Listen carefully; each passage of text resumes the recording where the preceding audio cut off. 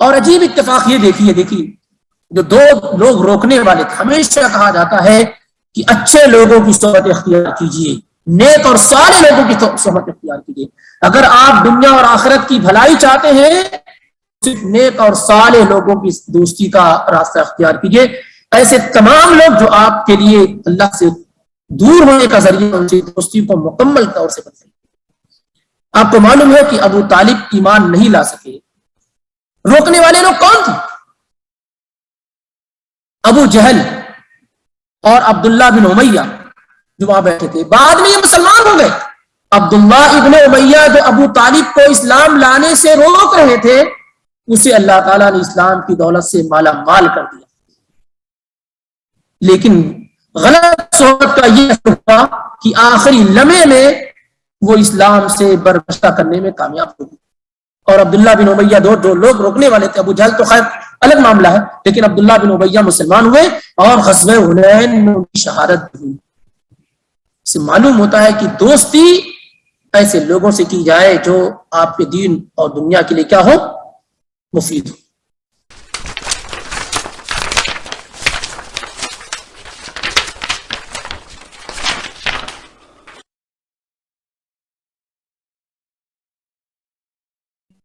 بسم اللہ الرحمن الرحیم، الحمد للہ رب العالمین، الرحمن الرحیم، مالک یوم الدین، ایاک نعبد و ایاک نستعین، اہدنا الصراط المستقیم، صراط الذین انعمت علیہم غیر المغضوب علیہم ولا الضالین، آمین۔ الحمدللہ والصلاة والسلام علی رسول اللہ واشہد ان لا الہ الا اللہ واشہد ان محمدا عبدہ ورسولہ، بعد سبحانک لا علم لنا الا ما علمتنا انک انت العلیم الحکیم، رب اشرح لی صدری ویسر لی امری واحلل عقدۃ من لسانی یفقہوا قولی، رب زدنی علما، اللہم رب زدنی علما۔ الحمدللہ، اللہ کے فضل و کرم اور اس کی توفیق سے ہم اور آپ سورۃ الفاتحہ کی 4 آیات مکمل کر چکے ہیں۔ شروع کی 3 آیات میں اللہ رب العالمین کی تعریف و توصیف، بلکہ 3.5 آیات میں اللہ تعالیٰ کی تعریف و توصیف، بڑائی اور بزرگی ذکر کی گئی تھی، اور چوتھی ہی آیت کا آخری جو حصہ تھا وہ اس میں بندے نے اللہ رب العالمین سے اپنے لیے مدد مانگنی شروع کی۔ یہاں پر اللہ تعالیٰ کی تعریف اور توصیف کے بعد، اللہ کی بڑائی اور بزرگی کے بعد سب سے پہلی جو دعا اللہ رب العالمین نے ہمیں اور آپ کو سکھلائی ہے وہ دعا ہے اہدنا الصراط المستقیم۔ اب یہاں سے بندہ کہتا ہے، پہلے کہا الحمدللہ رب العالمین، ہر قسم کی تعریف اس اللہ کے لیے ہے جو سارے جہان کا پالنہار ہے، الرحمن الرحیم، بڑا ہی مہربان اور نہایت رحم کرنے والا ہے، مالک یوم الدین، بدلے کے دن کا مالک ہے، ایاک نعبد و ایاک نستعین، ہم صرف تیری ہی عبادت کرتے ہیں اور صرف تجھ سے ہی مدد چاہتے ہیں۔ اہدنا الصراط المستقیم، یہاں سے اس نے اپنے لیے مانگنا شروع کیا تو کہا اہدنا الصراط المستقیم، اے ہمارے رب، اے اللہ، اہدنا اے دلنا، ارشدنا، ثبتنا، وفقنا، اے اللہ تو مجھے چلا، تو مجھے دکھلا، تو میری رہنمائی فرما، مجھے توفیق دے کس راہ کی؟ الصراط المستقیم، اس راستے کی جو بالکل سیدھا ہے۔ اے ہمارے رب، تو ہمیں سیدھے راہ کی توفیق دے، سیدھی راہ پر ہمیں چلا، ہماری رہنمائی فرما۔ یہ دعا بندے نے اللہ رب العالمین سے کرنی شروع کی۔ ہدایت جو ہے، لفظ ہدایت بار بار آپ سنتے ہوں گے اسے۔ ہدایت عربی زبان میں 2 معنی کے لیے استعمال کیا گیا خاص طور سے، اور قرآن میں بھی 2 معنی کے لیے استعمال کیا گیا ہے اکثر مقامات پر اور جگہوں پر۔ ایک معنی ہدایت کا ہوتا ہے البیان والدلالت والارشاد والدعوت، کہ ایک معنی ہدایت کا ہے کہ آپ کسی کو بلائیں، کسی کو گائیڈ کریں، کسی کے سامنے واضح کر دیں، کسی کی رہنمائی کریں۔ ایک معنی ہدایت کا یہ ہے کہ آپ کسی کو بتائیں، کسی کو گائیڈ کر دیں، کسی کی رہنمائی کر دیں، کسی کو بلائیں۔ ایک معنی ہدایت کا یہ ہے، اور یہی معنی تمام انبیاء کے لیے رسول کے لیے، صحابہ کے لیے، نیک لوگوں کے لیے، علماء کے لیے، کیونکہ انبیاء کا کام، رسولوں کا، علماء کا کام، مصلحین کا کام لوگوں کو گائیڈ کرنا ہے، بلانا ہے، بتانا ہے، راستہ دکھلانا ہے، اور اسی کی طاقت لوگ رکھتے ہیں۔ چلانا، توفیق دینا، ہدایت سے مالا مال کر دینا، یہ کام کیا ہے؟ بندوں کا نہیں ہے۔ اللہ تعالیٰ نے قرآن میں کہا وَلِكُلِّ قَوْمٍ هَادٍ، ہر قوم کے اندر بلانے والا، داعی ہے، راستہ بتانے والا ہے۔ نبی علیہ الصلوۃ والسلام کے متعلق اللہ تعالیٰ نے کہا وَإِنَّكَ لَتَهْدِي إِلَى صِرَاطٍ مُسْتَقِيمٍ، اے اللہ کے پیغمبر آپ لوگوں کو صراط مستقیم کی رہنمائی کرتے ہیں، گائیڈ کرتے ہیں، بتاتے ہیں۔ وَإِنَّكَ لَتَدْعُوهُمْ إِلَى صِرَاطٍ مُسْتَقِيمٍ، آپ انہیں صراط مستقیم کی طرف رہنمائی کرتے ہیں، گائیڈ کرتے ہیں۔ مَا عَلَيْكَ إِلَّا الْبَلَاغُ، آپ کا کام صرف کنوے کرنا ہے، پہنچا دینا ہے، ابلاغ کرنا ہے، اور حساب ہمارے ذمہ ہے۔ تو اسی معنی کے لیے رہنمائی کرنے کے معنی میں، بلانے کے معنی میں، اور گائیڈ کرنے کے معنی میں جو ہدایت ہے، اسی ہدایت کے لیے تمام انبیاء اور رسل اور تمام دوسرے لوگوں کی ذمہ داری۔ دوسرا معنی جو ہدایت کا ہے وہ ہے التوفیق والالہام، کہ اللہ رب العالمین آپ کے دل میں ہدایت کو ڈال دے، آپ کے دل میں اللہ تعالیٰ ہدایت کو پیدا کر دے، اللہ تعالیٰ آپ کو توفیق دے دے کہ آپ سیدھی راہ پر چلیں۔ یہ جو معنی ہے یہ صرف اور صرف اللہ رب العالمین کے لیے، کسی اور کے اختیار میں نہیں ہے، کسی اور کے اختیار میں نہیں۔ کون سا معنی؟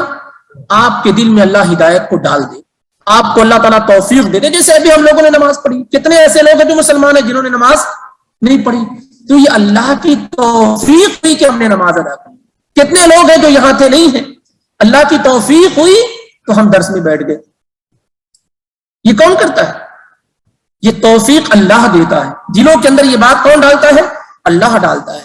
تو ہدایت کے اندر، ہدایت کو دلوں کے اندر پیدا کرنا، ڈال دینا، الہام کر دینا، یہ اللہ رب العالمین کا کام ہے۔ اسی لیے اللہ کے نبی جناب محمد الرسول اللہ صلی اللہ علیہ وآلہ وسلم کے متعلق یہ آیت کریمہ سورہ قصص کی اتری، آیت نمبر 56، کہ اِنَّكَ لَا تَهْدِي مَنْ أَحْبَبْتَ، آپ جسے چاہیں ہدایت نہیں دے سکتے، آپ کا کام گائیڈ کرنا ہے، رہنمائی کرنا ہے، بتانا ہے، دعوت دینا ہے، لیکن ہدایت کو دلوں کے اندر ڈال دینا، کسی کو مسلمان بنا دینا، یہ آپ کا کام نہیں ہے۔ اِنَّكَ لَا تَهْدِي مَنْ أَحْبَبْتَ، آپ جسے چاہیں ہدایت نہیں دے سکتے، وَلَكِنَّ اللَّهَ يَهْدِي مَن يَشَاءُ، لیکن اللہ جسے چاہتا ہے اسے ہدایت سے مالا مال کر دیتا ہے۔ یہ آیت کریمہ کب نازل ہوئی؟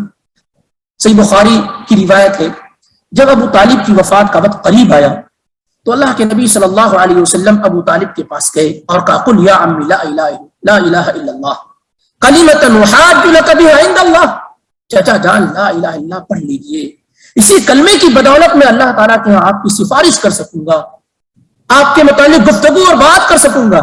کلمۃ احاج بها لک عند اللہ، آپ کہہ دیجئے۔ پاس میں ابو جہل بیٹھا ہوا ہے، عبداللہ بن امیہ بیٹھے ہوئے ہیں۔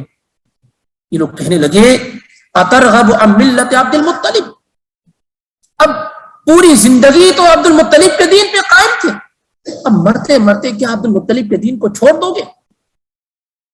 بار بار وہ عبداللہ بن امیہ جو ہے ابو جہل جس کا نام عمرو بن ہشام تھا، دونوں یہ کہتے رہے۔ اللہ کے نبی بار بار وہ کلمہ لوٹاتے رہے، یا عم لا الہ قل لا الہ الا اللہ، چچا جان لا الہ الا اللہ کہہ دیجئے، اور وہ بار بار کہتے رہے کہ اترغب عن ملت عبد المطلب، اب مرتے مرتے عبد المطلب کے دین کو چھوڑ دو گے؟ کچھ بھی خاندان کا پاس و لحاظ نہیں رکھو گے؟ فلم یزل رسول اللہ صلی اللہ علیہ وسلم یعرضها علیہ ویعیدانہ بتلک المقالہ، اللہ کے پیغمبر یہ کہتے اور وہ دونوں یہ کہتے، حتی قال ابو طالب آخر ما کلمہم علی ملت عبد المطلب وابى ان يقول لا الہ الا اللہ. نبی علیہ الصلوۃ والسلام بار بار کہتے رہے، ابو جہل اور عبداللہ ابن امیہ یہ کہتے رہے، آخری جو بات ابو طالب کی زبان سے نکلی وہ یہ کہ علی ملت عبد المطلب، اور اللہ کہنے سے انہوں نے انکار کر دیا، یہ نہیں کہا، اور اسی حالت میں ان کی وفات ہو گئی.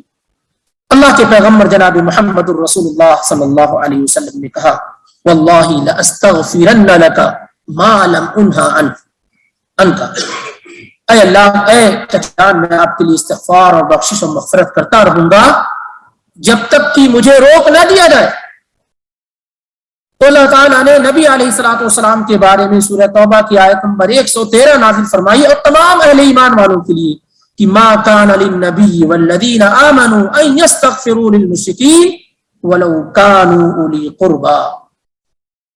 کسی بھی نبی کے لیے، کسی بھی مومن کے لیے جائز نہیں ہے کہ وہ مشرکین کے لیے استغفار، بخشش اور مغفرت کی دعا کرے، اگرچہ وہ کتنے ہی قریبی کیوں نہ ہو، جبکہ یہ بات واضح ہو گئی ہے کہ وہ جہنمی ہے. سورہ توبہ کی آیت نمبر 13 نبی علیہ الصلوۃ والسلام کے بارے میں نازل ہوئی کہ آپ ان کے لیے استغفار اور بخشش اور مغفرت نہیں کر سکتے ہیں. اور ابو طالب کے متعلق یہ آیت کریمہ نازل ہوئی کہ انک لا تہدی من احببت، آپ جسے چاہے ہدایت نہیں دے سکتے ہیں، ولکن اللہ یہدی من، آپ کی بڑی خواہش تھی، اپنی بڑی محنت کی. یہ اس بات کی دلیل ہے کہ ہدایت کا مالک اللہ رب العالمین ہے، دلوں پر جس کی حکمرانی ہے وہ وہی ہے. اسی لیے اللہ کے پیغمبر یہ سکھلا گئے کہ یا مقلب القلوب ثبت قلبی علی دینک، اے دلوں کو پھیرنے والی ذات، میرے دل کو اپنے دین پہ جما دے، مضبوط کر دے. تو یہ ہے گائیڈ کرنا، رہنمائی کرنا، دلالت بتا دینا، یہ اللہ کے نبی علیہ الصلوۃ والسلام. اگر ہدایت اللہ کے نبی علیہ الصلوۃ والسلام کے ہاتھ میں ہوتی تو ابو طالب کی وفات کفر کی حالت میں نہ ہوتی. تو یہ دونوں معنی ہے. ایک معنی کیا ہے جس میں تمام لوگ شامل ہیں، وہ گائیڈ کرنا، رہنمائی کرنا، بتا دینا، دعوت دینا، یہ ہمارا کام ہے. اسی لیے نتیجے کی فکر میں نہیں ہونی چاہیے. کبھی یہ نہیں سوچنا ہمارے لوگ اسی میں کام چھوڑ دیتے ہیں، اس کا مطلب اللہ کے لیے کام نہیں کر رہے. آپ کی دعوت پہ لبیک بھی کوئی چاہیے ضروری نہیں، آپ کا کام صرف پہنچانا ہی، نہ علیک الا البلاغ. جیسے بخاری کو روایت آپ کی نظر نہیں گزری، اس میں اللہ کے پیغمبر فرماتے قیامت کے دن کتنے ایسے نبی آئیں گے وَلَيْسَ مَعَهُ أَحَدٌ، سبحان اللہ، جن پر ایمان لانے والا ایک شخص بھی نہ ہوگا. اللہ کا پیغمبر، اللہ کا نبی، جس کی پوری زندگی دعوت و تبلیغ سے عبارت تھی، اس کی دعوت پر ایمان لانے والا ایک شخص بھی نہیں. اس لیے نتیجے کی فکر آپ نہ کریں، آپ کی اپنی جو ڈیوٹی ہے، ہماری اپنی جو ڈیوٹی ہے اس پر توجہ کریں، اور وہ ہے رہنمائی کرنا، بتانا، دعوت دینا، گائیڈ کرنا. اسی معنی میں ہدایت ہے. اور ہدایت کے معنی میں دل میں بات ڈال دینے کے معاملے میں یہ صرف اللہ رب العالمین کے اختیار میں. اور عجیب اتفاق یہ دیکھیے جو دو لوگ روکنے والے تھے، ہمیشہ کہا جاتا ہے کہ اچھے لوگوں کی صحبت اختیار کیجیے، نیک اور صالح لوگوں کی صحبت اختیار کیجیے. اگر آپ دنیا اور آخرت کی بھلائی چاہتے ہیں صرف نیک اور صالح لوگوں کی دوستی کا راستہ اختیار کیجیے. ایسے تمام لوگ جو آپ کے لیے اللہ سے دور ہونے کا ذریعہ، ان سے دوستی کو مکمل طور سے بدلیں. آپ کو معلوم ہے کہ ابو طالب ایمان نہیں لا سکے. روکنے والے لوگ کون تھے؟ ابو جہل اور عبداللہ بن امیہ جو وہاں بیٹھے تھے. بعد میں یہ مسلمان ہو گئے. عبداللہ ابن امیہ جو ابو طالب کو اسلام لانے سے روک رہے تھے، اسے اللہ تعالیٰ نے اسلام کی دولت سے مالا مال کر دیا. لیکن غلط صحبت کا یہ ہوا کہ آخری لمحے میں وہ اسلام سے برگشتہ کرنے میں کامیاب ہو گئی. اور عبداللہ بن امیہ جو لوگ روکنے والے تھے، ابو جہل تو خیر الگ معاملہ ہے، لیکن عبداللہ بن امیہ مسلمان ہوئے اور غزوہ حنین میں ان کی شہادت ہوئی. اس سے معلوم ہوتا ہے کہ دوستی ایسے لوگوں سے کی جائے جو آپ کے دین اور دنیا کے لیے کیا ہو؟ مفید ہو، آپ کے دین اور دنیا ہدایت کا معنی ہمارے سامنے بات ہو گیا۔ دوسرا لفظ آتا ہے الصراط، الصراط بالصاد بالسین، دونوں کے معنی ایک ہے، دونوں صحیح ہے، صراط پڑھا گیا ہے اور صراط بھی پڑھا گیا، سین سے بھی اور صاد سے بھی، اور زراط، یہ تینوں معنی کے تینوں کا معنی ایک ہے، راستہ، طریق۔ الصراط جس کی جمع سرط آتی ہے، اور المستقیم کے معنی ہوتے ہیں بالکل سیدھا، جس میں کوئی ٹیڑھاپن نہ ہو، جس میں کوئی ٹیڑھاپن نہ ہو، مستقیم اسے کہتے ہیں رجل مستقیم، سیدھا آدمی، طریق مستقیم، سیدھا راستہ۔ تو اہدنا الصراط المستقیم، تو ہمیں توفیق دے، ہمیں چلا، ہماری رہنمائی فرما، الصراط المستقیم، اس راستے کی جو بالکل سیدھا ہو، جس میں کوئی ٹیڑھاپن نہ ہو۔ مفسر امام المفسرین کہے جاتے ہیں ابو جعفر محمد بن جریر الطبری، جن کی تفسیر طبری بہت مشہور ہو، کہتے ہیں کہ مفسرین متفق ہیں کہ الصراط المستقیم، صراط المستقیم کا جو معنی ہے وہ یہ ہے کہ ایسا راستہ جو بالکل سیدھا ہو، جس میں کوئی ٹیڑھاپن نہ ہو۔ سارے مفسرین اس پہ متفق ہیں کہ صراط مستقیم کا مطلب وہ راستہ جس میں کوئی ٹیڑھاپن نہ ہو، لیکن جو کانٹیکس ان کے ہیں، جو عبارات ان کی ہیں، جو الفاظ ان کے ہیں، وہ الگ الگ ہیں۔ مثال کے طور پر الصراط المستقیم کی ایک تفسیر یہ بیان کی گئی کہ اس سے مراد القرآن ہے، اس سے مراد کیا ہے؟ القرآن ہے، جیسا کہ عبداللہ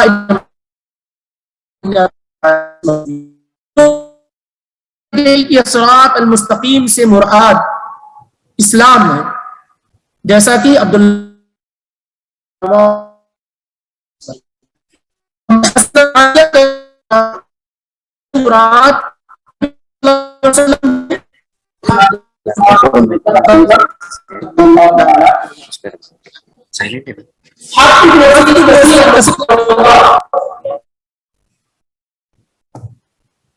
حافظ ابن کثیر رحمۃ اللہ علیہ ان اقوال کو جمع کرنے کے بعد فرماتے ہیں کہ وَكُلُّ هَذِهِ الْأَقْوَالِ صَحِيحَةٌ وَهِيَ مُتَنَاسِبَةٌ، چاہے آپ الصراط المستقیم کا معنی اسلام کرو، قرآن کرو، یا نبی صلی اللہ علیہ وسلم کے کرو، سب کا معنی کیا ہے؟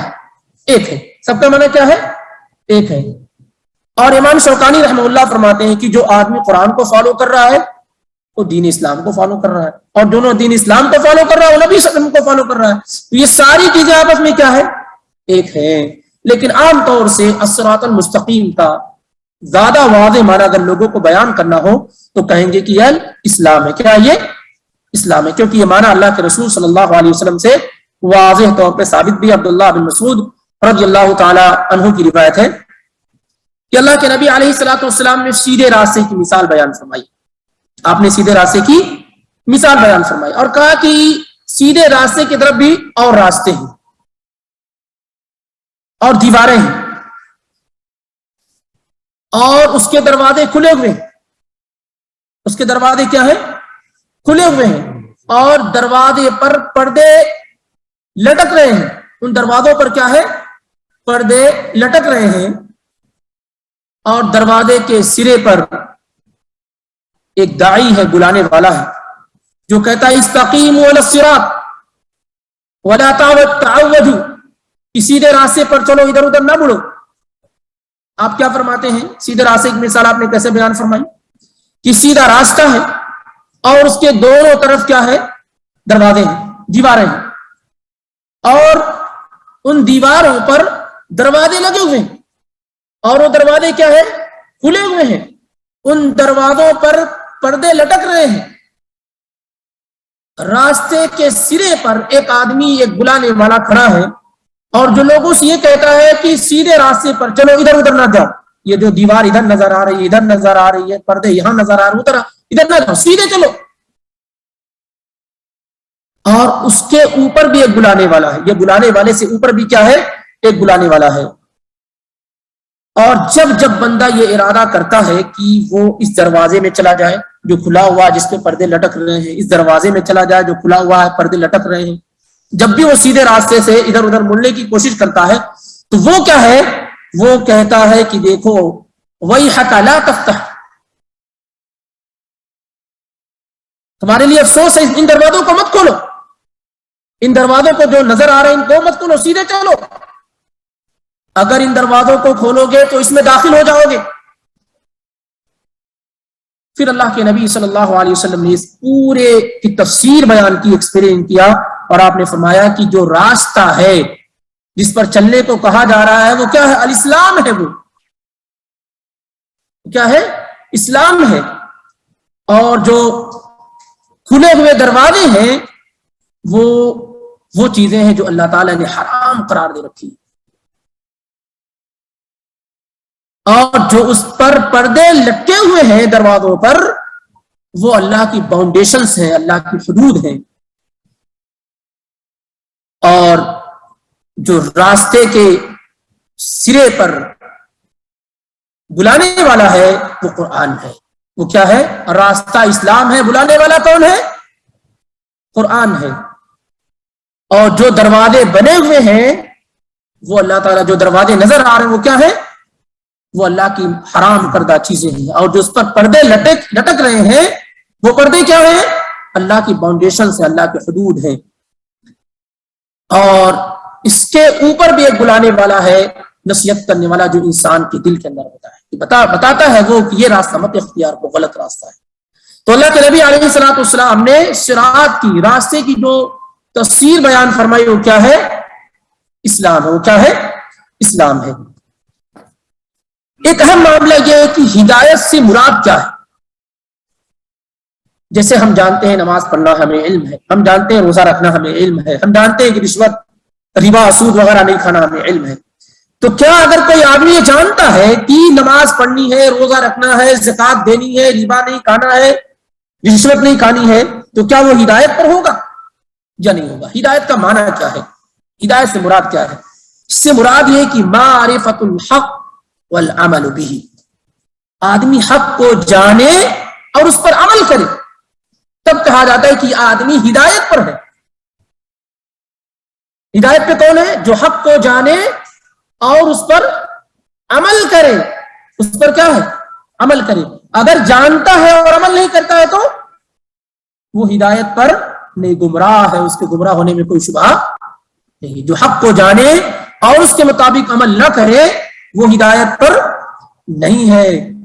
آپ اکثر لوگوں کو آپ دیکھیں گے کہ یہی معاملہ ہے کہ وہ حق کو جانتے ہیں لیکن اس کے مطابق عمل نہیں کرتے ہیں۔ یہود خوب جانتے تھے کہ اللہ کے پیغمبر آخری پیغمبر ہیں، امام الانبیاء ہیں، خاتم النبیین ہیں،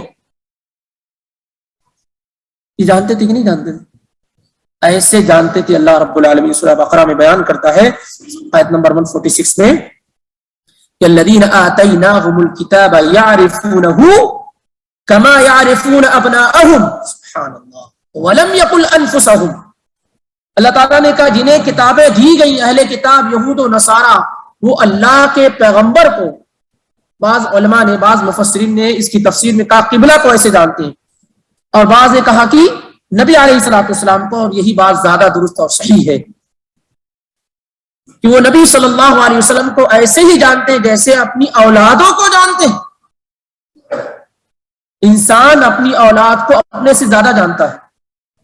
وَلَمْ يَقُلْ بِأَنفُسِهِمْ، اللہ تعالیٰ نے کہا کہ جنہیں کتابیں دی گئی ہیں وہ اللہ کے پیغمبر کو ویسے ہی جانتے ہیں جیسے اپنے آپ کو جانتے ہیں، بلکہ کہا جیسے اپنی اولادوں کو جانتے ہیں۔ جانتے ہیں فرق کیا ہے؟ آپ بتا سکتے ہیں اپنے ایک سال کی ہسٹری، ایک سال میں آپ نے کیا کیا ہے؟ 6 مہینے کے تھے تو آپ کیا کرتے تھے؟ کتنی مرتبہ کیا کیا آپ نے؟ کچھ نہیں آپ کو معلوم۔ لیکن اپنی اولاد کے بارے میں کب پیدا ہوئے، کہاں آپ نے برتھ سرٹیفکیٹ بنایا، کیا کیا کیا، آپ اپنی اولاد کو اپنے سے زیادہ جانتے ہیں۔ منذ الولادہ آپ جانتے ہیں، جیسے بچہ پیدا ہوتا ہے وہیں سے جاننا شروع کر دیتے ہیں، لیکن اپنے بارے میں کب جانتے ہیں؟ جب آپ بڑے ہو جاتے ہیں، ہوشیار ہو جاتے ہیں۔ یہ ایک دقیق اور پوائنٹ ہے جو اللہ نے ذکر کیا، کہا کہ نبی صلی اللہ علیہ وسلم کو کیسے جانتے ہیں؟ ویسے جانتے ہیں جیسے اپنی اولادوں کو جانتے ہیں، اور یہ نہیں کہا کہ جیسے اپنے آپ کو جانتے ہیں، کیونکہ اپنے آپ کو آدمی لیٹ سے جانتا ہے، اپنی اولاد کو مباشرتاً اور فوری طور پہ جاننا شروع کر دیتا ہے۔ وَلَمْ يَتَّبِعُوهُ، یہودی آپ کو اتنا اچھے سے جانتے کہ ہم بھی نہیں جانتے، آپ بھی نہیں جانتے۔ مدینے کے یہودی اللہ کے پیغمبر کو جس قدر جانتے تھے ہم اور آپ بھی نہیں جانتے ہیں، ہم میں سے اکثر لوگ نہیں جانتے ہیں، لیکن آپ کی پیروی نہ کرنے کی بنیاد پہ اس ضلال گمراہ ہو گئے، پٹن کے، اور ان کے متعلق قرآن کی آیات نازل ہوئی۔ تو کیا وہ ہدایت پہ ہیں؟ نبی صلی اللہ علیہ وسلم کو تو جانتے ہیں، لیکن ہدایت پہ ہے وہ نہیں۔ کیوں؟ کیونکہ آپ کو کی پیروی نہیں کی، انہوں نے آپ کو فالو نہیں کیا۔ تو ہدایت کا مطلب ہوتا ہے، اس سے مراد یہ کہ آدمی حق کو جانے اور اس کے مطابق عمل کرے۔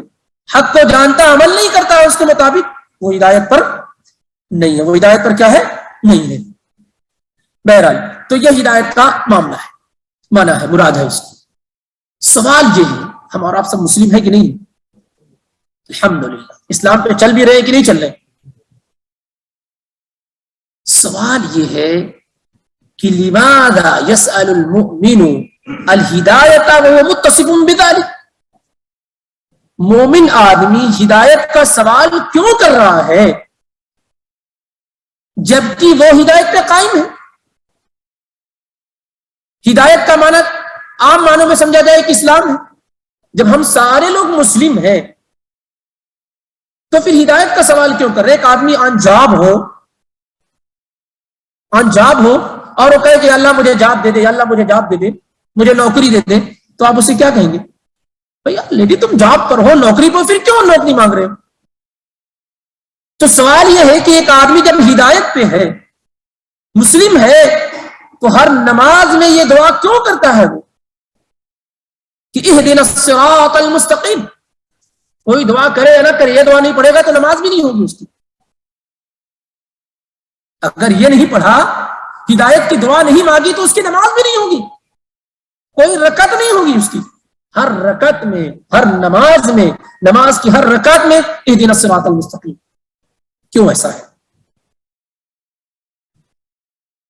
کیوں ایسا بندہ کرتا ہے کہ جب وہ ہدایت پہ ہے کیوں ایسا سوال کرتا؟ کیوں؟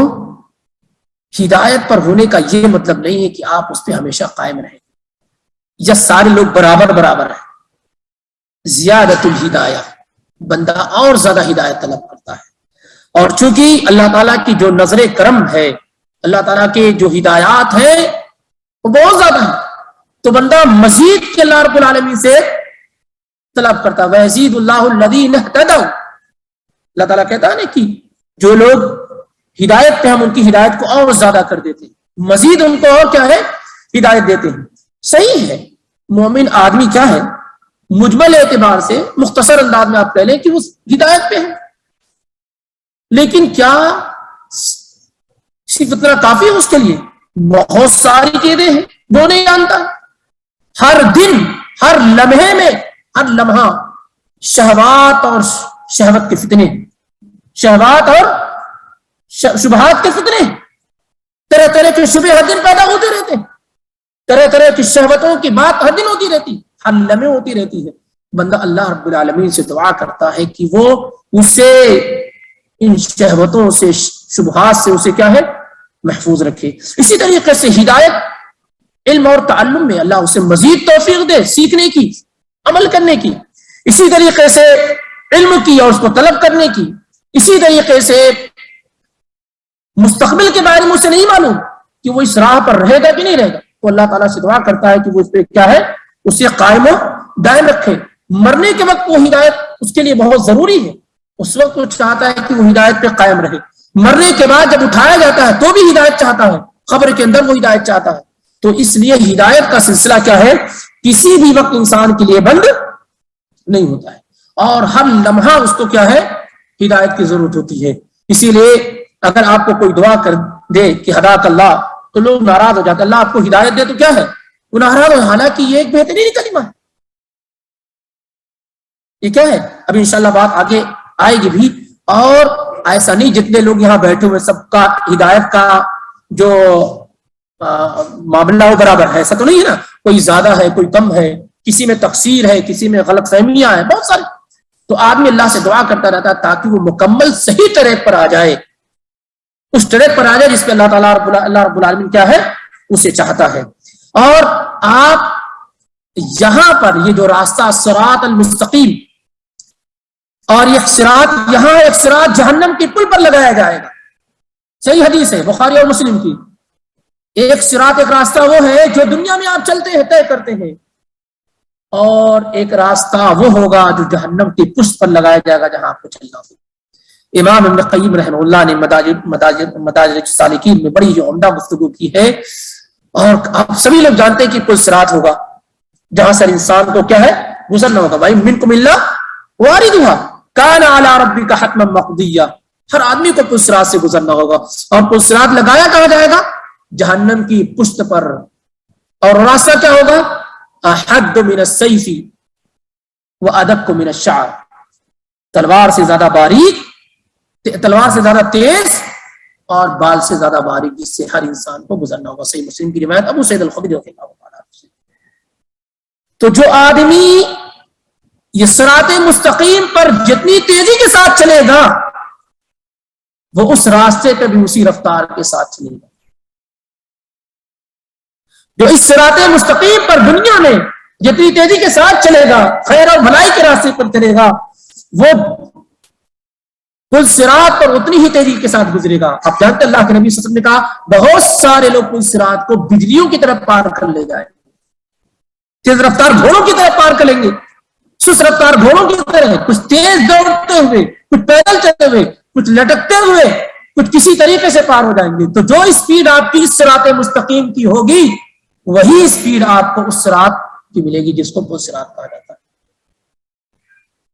جو اسپیڈ آپ کی اس صراط مستقیم پر چلنے کی ہوگی جس میں اللہ رب العالمین نے آپ کو چلنے کا حکم دیا ہے, جو اسپیڈ یہاں اپنائیں گے وہی اسپیڈ آپ کو کیا ہے وہاں ملے گی. گویا کہ یہ آپ کے دنیا کے اندر آپ جس قدر چاہیں اپنی اسپیڈ کو کیا ہے بڑھا سکتے ہیں. اور اگر یہاں اسپیڈ آپ کی ایسی رہی کہ کبھی یہاں کبھی وہاں, ہے نا, بہت سارے لوگ مسلمان تو ہوتے لیکن کبھی وہاں جھکے, کبھی یہودیوں کا طریقہ, کبھی نصارہ کا طریقہ, کبھی مجوسیوں کا طریقہ, کبھی ہندوؤں کا طریقہ, صحیح طریقے سے اس ٹریک پہ نہیں, صراط مستقیم پر نہیں, وہ کیا ہوں گے, وہ سارے کے سارے لوگ جہنم کے اندر گر جائیں گے. اور جتنا آپ یہاں اسپیڈ آپ کی سلو ہوگی, کسی طریقے سے اسلام پر چلنے کی کوشش کر رہے ہوں گے, ایسے وہاں بھی وہی اسپیڈ آپ کی ہوگی. اللہ تعالیٰ ہمیں ان لوگوں میں شامل فرمائے جو تیزی کے ساتھ اسے پار کرنے والے ہوں گے. لیکن یہ مثال بڑی ہی زبردست امام ابن قیم رحمہ اللہ نے دی ہے کہ جو اسپیڈ آپ کی یہاں ہوگی اس صراط پر چلنے کی, وہ اسپیڈ کیا ہے وہاں ہوگی. بہرحال کیونکہ جیسا آدمی عمل کرتا ہے ویسا اسے کیا ہے بدلہ دیا. وَهَلْ تُجْزَوْنَ إِلَّا مَا كُنْتُمْ تَعْمَلُونَ, تمہیں انہی چیزوں کا بدلہ دیا جائے گا جو تم کرتے ہو. اب ایسا تو نہیں کہ دنیا میں جو رفتار تھی بڑی سلو تھی اور پل صراط پہ آپ بڑی تیزی کے ساتھ گزر جائے, ایسا نہیں ہو سکتا. اس لیے یہاں اسپیڈ اپنی بڑھائیے اور تیز کیجئے, اور ایسی اسپیڈ نہ ہو کہ آپ کو گرنے کی نوبت آ جائے. اللہ تعالیٰ اور آپ کو اس محفوظ رکھے. اب آپ دیکھیے کہ کتنی اہم اور بنیادی چیز ہے کہ اللہ کے پیغمبر جناب محمد رسول اللہ صلی اللہ علیہ وسلم نے یہ چیزیں ہمیں کتنی سکھائی ہیں. ہدایت کو معمولی مت سمجھیے. ہدایت کو کیا ہے, کبھی بھی کوئی بھی شخص ہدایت کو معمولی مت سمجھے, یہ سب سے قیمتی دولت ہے. امام ابن تیمیہ رحمہ اللہ فرماتے ہیں کہ سب سے نفع بخش دعا, سب سے نفع بخش دعا کیا ہے؟ اهدنا الصراط المستقيم صراط الذين انعمت عليهم غير المغضوب عليهم ولا الضالين. سب سے نفع بخش دعا, اس سے بہتر دعا کچھ نہیں ہو سکتی, کیونکہ جسے اللہ نے ہدایت دے دی اسے اللہ ہر چیز دے دیتا. ہدایت ملی, آپ کے پاس توکل آ گیا, بھروسہ آ گیا, اعتماد آ گیا اللہ تعالیٰ پر. اور اللہ تعالیٰ کہتا ہے وَمَن يَتَوَكَّلْ عَلَى اللَّهِ فَهُوَ حَسْبُهُ وَيَرْزُقْهُ مِنْ حَيْثُ لَا يَحْتَسِبُ. روزیوں کا معاملہ بھی ختم ہو گیا. جو اللہ پر بھروسہ کرتا ہے اللہ اسے ایسی جگہ سے روزی دیتا ہے جہاں سے اس کا گمان نہیں ہوتا ہے. تو جو آدمی ہدایت پہ ہے اس کا یہ معاملہ بھی مدد کا معاملہ ہے, دوسرے معاملے ہیں, سارے کے سارے کیا, اگر آدمی ہدایت پہ ہے تو آسان ہوتا چلا جاتا ہے. اسی لیے اللہ کے نبی علیہ الصلوۃ والسلام نے اور اللہ تعالیٰ نے ہمیں اور آپ کو یہ دعا کیا ہے سکھلائی, اهدنا الصراط المستقیم. اور نبی صلی اللہ علیہ وسلم ہدایت کی دعا کثرت سے کرتے تھے.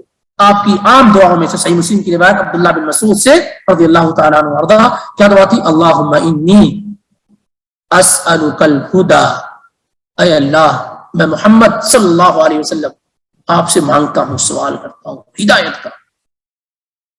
کا سوال کرتا ہوں. اللہم انی اسألک الہدی والتقی، تقوی کا سوال کرتا ہوں، والعفاف، پاک دامنی کا سوال کرتا ہوں، والغنی، بے نیازی کا سوال کرتا ہوں.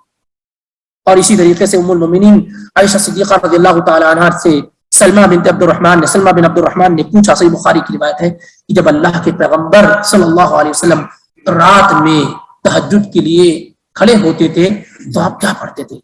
ثنا جو ہم پڑھتے ہیں نا، سبحانک اللہم و بحمدک اللہم باعث بینی و بین، کئی دعائیں نبی علیہ الصلوۃ والسلام سے ثابت ہیں. تو انہوں نے پوچھا اللہ کے نبی جب رات میں نماز شروع کرتے تھے تو کیا پڑھتے تھے، کون سی ثنا پڑھتے تھے آپ؟ تو ام المؤمنین عائشہ صدیقہ رضی اللہ تعالی عنہا نے بیان کیا، آپ پڑھتے تھے اللہم رب جبرائیل ومیکائیل واسرافیل عالم الغیب والشہادہ فاطر السماوات والارض عالم الغیب والشہادہ. اے رب، جو جبریل کا رب ہے، جو میکائیل کا ہے، جو اسرافیل کا ہے، اور اس سے پہلے بات آ چکی اسرائیل نام کا کوئی فرشتہ نہیں ہے، اس لیے آپ نے 3 بڑے بڑے فرشتوں کا ذکر کیا. اللہم رب جبرائیل ومیکائیل واسرافیل فاطر السماوات والارض، زمین و آسمان کو پیدا کرنے والے، عالم الغیب والشہادہ، جو چیزیں حاضر ہیں اسے بھی جاننے والے، جو غائب ہے اسے بھی جاننے والے. انت تحکم بین عبادک فیما کانوا فیہ یختلفون، اے اللہ تو ہی اپنے بندوں کے درمیان فیصلہ کرنے والا ہے جس میں وہ اختلاف کرتے ہیں.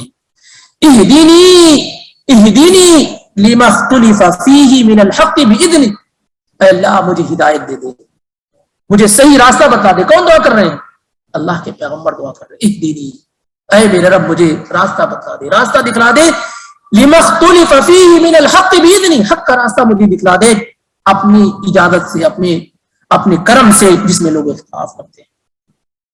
انک تہدی من تشاء الی صراط مستقیم، تو ہی وہ ذات ہے جسے تو چاہتا ہے ہدایت کے سیدھے راہ کی طرف رہنمائی فرما دیتا ہے.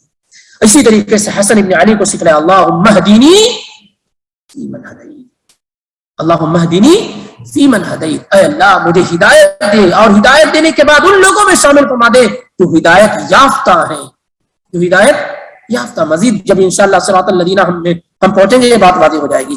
اسی طریقے سے اور بھی کئی دعائیں ہیں. ایک صحابی اللہ کے نبی صلی اللہ علیہ وسلم کے پاس آئے اور انہوں نے اللہ کے نبی صلی اللہ علیہ وسلم سے کہا کہ ہمیں کچھ بات سکھلا دیجیے، علمنی کلاما اقولہ، اللہ کے پیغمبر ہمیں کچھ سکھلا دیجیے جو میں کہتا رہوں. تو آپ صلی اللہ علیہ وسلم نے کہا قل لا الہ الا اللہ وحدہ لا شریک لہ اللہ اکبر کبیرہ والحمد للہ کثیرہ وسبحان اللہ بکرۃ واصیلہ، یا سبحان رب العالمین، یہ سکھلایا آپ نے. لا حول ولا قوۃ الا باللہ، یہ دعا آپ نے سکھلائی. تو انہوں نے کہا اللہ کہ پیغمبر یہ تو وہ دعائیں ہیں جس میں اللہ تعالیٰ کی بڑائی ہے، اللہ کی بزرگی ہے، اللہ کی شان ہے، اس کی عظمت ہے، اس میں میرے لیے کیا ہے؟ کچھ ایسی دعا سکھلائے جس میں میرے لیے بھی. تو اللہ کے نبی صلی اللہ علیہ وسلم نے فرمایا کہ قل اللہم اغفر لی وارحمنی واہدنی وارزقنی وعافنی وارزقنی، کہ اللہ مجھے بخش دے، مجھ پر رحم فرما، مجھے ہدایت دے، مجھے روزی دے اور مجھے عافیت دے. اسی طریقے سے اللہم اہدنی وسددنی، علی رضی اللہ تعالیٰ عنہ سے منقول ہے کہ نبی صلی اللہ علیہ وسلم نے کہا تھا کہ اللہ مجھے ہدایت دے اور سیدھی راہ دکھلائے. اس طرح کی کئی روایات آپ کو ملیں گی جس میں اللہ کے نبی علیہ الصلوۃ والسلام نے ہدایت اللہ رب العالمین سے طلب کی ہے. یہ اتنی اہم چیز ہے. تو خلاصہ کیا ہے اہدنا الصراط المستقیم کا، کہ کیوں بندہ دعا کرے جبکہ وہ ہدایت پہ ہے؟ کیونکہ اسے ہر لمحہ اس کی کیا ہے؟ ضرورت ہے. پھر یہ ہے کہ ہدایت کا وہ معیار جو اللہ چاہتا ہے ہر انسان کے پاس موجود نہیں ہے. پھر ان فیوچر اس کے ساتھ کیا معاملہ ہوگا اسے معلوم نہیں ہے. تو استمرار، کنٹینیوٹی، ثبات چاہتا ہے بندہ. اے اللہ اسی صراط مستقیم پر مجھے کنٹینیو رکھ، ثابت قدم رکھ، اس سے میں ادھر ادھر نہ ہونے پاؤں. اور امام ابن عطیہ رحمہ اللہ اپنی تفسیر کے اندر بڑی ہی عمدہ گفتگو نقل کرتے ہیں. کہتے ہیں کہ اس کا مطلب یہ ہے کہ اے میرے رب ثبتنا علی ما نحن علیہ مہتدون، ہم جس ہدایت پہ ہیں اس پہ ہمیں ثابت رکھ. ہم جس ہدایت پہ اس پہ کیا ہمیں ثابت رکھ، ہم ادھر ادھر نہ جائیں. اور کہتے ہیں وزدنا ہدن فیما نحن مقصرون، اور جہاں کمی ہے اس میں ہماری ہدایت میں اضافہ کر دے، جہاں ہم ہدایت پہ قائم مکمل طور سے اس میں ثابت قدم رکھ، اور جہاں کمی ہو اسے دور کر دے۔ وارشدنا الی ما نحن به جاہلون، اور جو ہدایت ہمیں پتہ نہیں ہے اسے ہمیں کیا ہے بتلا دے۔ تو معلوم یہ ہوا کہ جب بندہ کہتا ہے اہدنا الصراط المستقیم، تو اس میں یہ بھی شامل ہے کہ جو ہدایت ہمیں معلوم ہے اس میں ثابت قدم رکھ، جہاں پہ کمی ہے اسے زیادہ کر دے، اور جو ہم نہیں جانتے ہیں اسے ہمیں کیا ہے بتلا دے، جو ہم نہیں جانتے اس میں ہمیں بتلا دے۔ بہرحال اور اس کے علاوہ بھی کئی چیزیں ہیں، اگر آپ عربی گرامر کے حساب سے غور کریں گے تو الہ حرف جار آنا چاہیے تھا، اہدنا الی الصراط المستقیم آنا چاہیے تھا۔ اسی طریقے سے آپ دیکھیں گے کہ فعل امر ہے یہاں، اہدنا تو دکھلا ہمیں، تو کوئی اللہ تعالیٰ کو آرڈر دے سکتا ہے؟ آپ جگہ جگہ کہتے ہیں نا اللہم ارزقنی، اللہم ارحمنی، رب اغفر لی، یہ آرڈر ہے، حکم ہے۔ تو کوئی آدمی ایسا ہے جو اللہ کو آرڈر دے سکتا ہے؟ اس میں قاعدہ یہ ہے کہ جب آرڈر بڑوں کی طرف سے بڑوں کو دیا جائے تو ریکویسٹ اور طلب کے معنی میں ہوتا ہے۔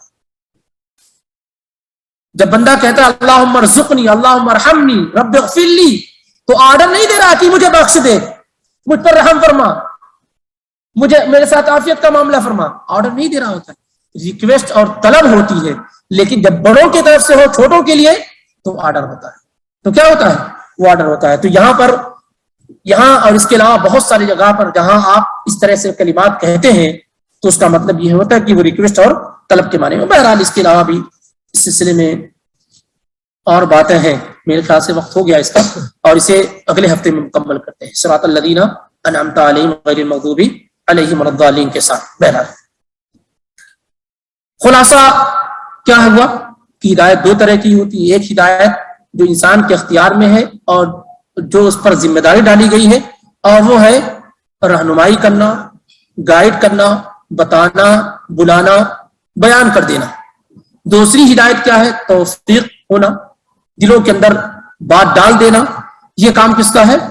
اللہ رب العالمین کا۔ اس لیے اگر آپ کو یہ بات معلوم ہو جائے گی تو آپ کبھی پریشان نہیں ہوں گے کہ میں اس شخص پہ اتنے دنوں سے محنت کر رہا ہوں لیکن وہ ہدایت پہ نہیں آیا، بات نہیں مانی۔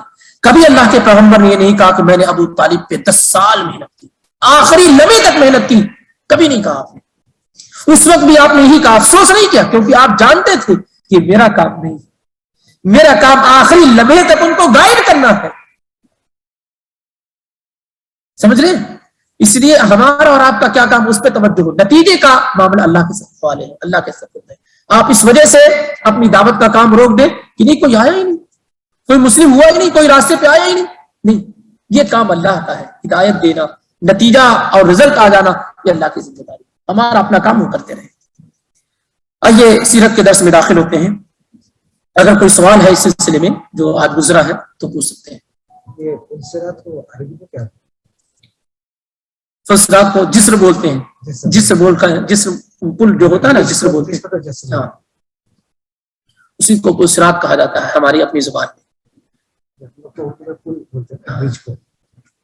جسر بولتے ہیں۔ اور یہ جہنم کے پشت پہ رکھا جائے گا، پیٹھ پہ رکھا جائے گا، اور یہ سب سے خطرناک چیز ہوگی، یہ سب سے خطرناک چیز ہوگی فلسرات۔ یہاں کسی سے آپ فائدے کی امید مت رکھیے گا، یہاں انبیاء کہیں گے اللہم صلی وسلم۔ اللہ کے پیغمبر فرماتے ہیں کہ یہ اتنی خطرناک جگہ ہوگی کہ یہاں انبیاء کہیں گے اللہ مجھے محفوظ کر لے، میں کسی طرح پار ہو جاؤں، تو عام لوگوں کی کیا حالت ہوگی۔ اور جگہ جگہ جہنم، وہ اس کے اکوڑے لگے ہوں گے جو آپ کو کھینچ کر کے جہنم کی طرف لے جائیں گے، جیسے یہاں دنیا میں ہوتا ہے یہ دوست لے جا رہا ہے، اس اذان ہو رہی وہاں لے کر جا رہا ہے، جیسے کھینچنے والے یہاں بھی ہوتے ہیں نا، ہاں ویسے وہاں جو لوگ یہاں ایسے ٹریک سے کھینچے جاتے تھے وہاں بھی کھینچے جائیں گے۔ اگر یہاں آپ کو کوئی دین سے کھینچ کر لے کر چلا گیا تو وہاں بھی جہنم میں جو اکڑے لگے ہوں گے وہ آپ کو کھینچ کر کے جہنم کی طرف لے جائیں گے۔ اس لیے بہت بنیادی چیز ہے کہ دوستی کا انتخاب بہت سوچ سمجھ کے کیجیے۔ ابو بکر صدیق رضی اللہ تعالیٰ عنہ نے نبی صلی اللہ علیہ وسلم سے دوستی کی تو افضل الانبیاء بعد الرسل، افضل البشر بعد الرسل ہو گئے۔ آپ کو معلوم ہے کہ ابو بکر صدیق رضی اللہ تعالیٰ عنہ کا یہ مقام و مرتبہ اتنا بلند کیوں ہوا؟ صرف نبی صلی اللہ علیہ وسلم کی رفاقت اور آپ کا ساتھ اور آپ کی دوستی اور آپ کی محبت، ان چیزوں نے ابو بکر صدیق رضی اللہ تعالیٰ عنہ کے مقام کو اس قدر کیا ہے بلند کر دیا. اور ایسے عمر فاروق رضی اللہ تعالیٰ عنہ. تو دوستی کا معیار دینداری کی بنیاد پہ کیجیے. ادروائز کسی ایسے شخص سے دوستی جو آپ کے دین کے راستے میں رکاوٹ بن رہا ہے، ارے کیا درس سنیں گے یار، یوٹیوب پہ سن لیں گے، یہاں سن لیں گے، اتنا بہت سارے لوگ ہوتے ہیں نا اس طریقے. تو بچنے کی کوشش کیجیے. بھائی واضح ہے، اس کو جسر کہتے ہیں.